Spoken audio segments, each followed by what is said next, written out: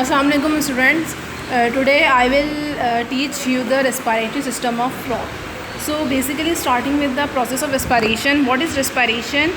The process is by which digested food in the cells is oxidized in the presence of oxygen, as a result of which energy is released and carbon dioxide and water are produced as byproducts is known as respiration. Energy is required to carry out body functions. Okay students, now there are two types of respiration. Every respiration has two phases: gaseous exchange or extracellular respiration, or number two is cellular respiration. What is gaseous exchange? In frog we have three types of gaseous exchange. On the basis of organs, frog has three types of respiratory system. Pulmonary respiration.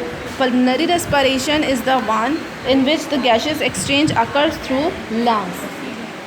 Frog has two lungs which are balloon-like structures. Their outer surface is smooth but inner surface is folded, which increases the area for gaseous exchange.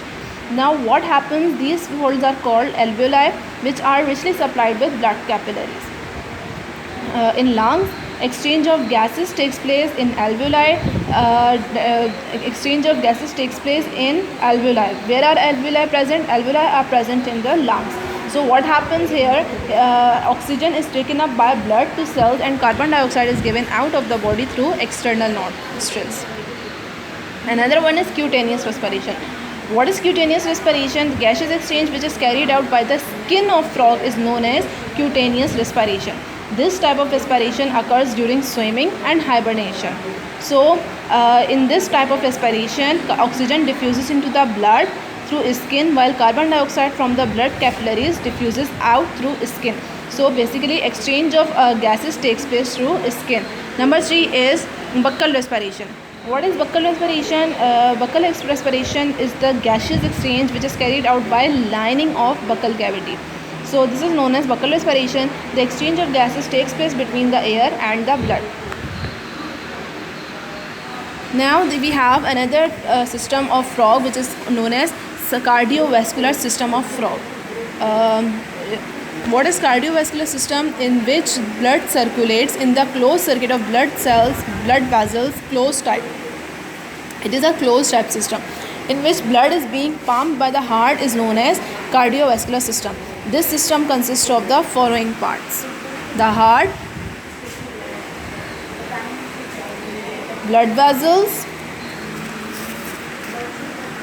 And what is the heart? Studying about the heart. Heart is a strong muscular pumping organ. It rises in the anterior region of the body cavity. It is enclosed in a delicate membrane called pericardium. Pericardium protects the heart from external injuries. In between the pericardium and the heart, a fluid is present called pericardial fluid, which reduces the friction during the contraction and expansion of heart. Now there are three chambers of heart. In frog, this is the difference between the heart of a frog and the heart of a human. In frog there are three chambers, and in human heart there are four chambers. So in frog there are three chambers of heart: left auricle or atrium, right auricle or atrium, and number three is ventricle. What is the function of heart? The function of heart is the flow of blood in the heart is continuous and moves into two parts. Left auricle or atrium receives the oxygenated blood from the lungs. Right auricle receives deoxygenated blood from sinus venosus. Both auricles contract simultaneously. The blood is forced into the ventricle and it is pumped into the truncus arteriosus when the ventricle contracts. From the truncus arteriosus, blood enters into the arteries. And which type of arteries are they? Number one is pulmocutaneous arches, as you can see in the diagram also. Systematic arch and carotid arch. What is pulmocutaneous arches? By arches I mean arteries. Okay, so pulmocutaneous arteries transport blood into lungs and skin for oxygenation. Systematic arches carry blood to all parts of the body except lungs and head region, and carotid arches supply the blood to the head region. Then we have arterial system of frog. Arterial system of frog carry blood from the heart to all parts of the body. there are carotid arteries and systematic arteries. What does they do? And there are also pulmocutaneous arteries. What does they do? Carotid arteries carry blood to head regions such as brain, eyes, ears, muscles of head, jaws and tongue, whereas systematic arteries supply blood to all parts, all the body parts except the head, lungs and skin.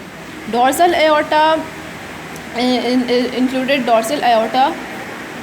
The two systematic arteries unite together to form a large artery called dorsal aorta, which gives off branches to different organs of the body such as forelimbs, hind limbs, digestive system, liver, pancreas, reproductive organs and muscles.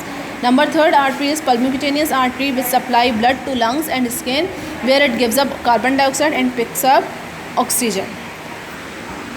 Coming towards the venous system of frog, venous system consists of veins which collect the blood from all parts of the heart.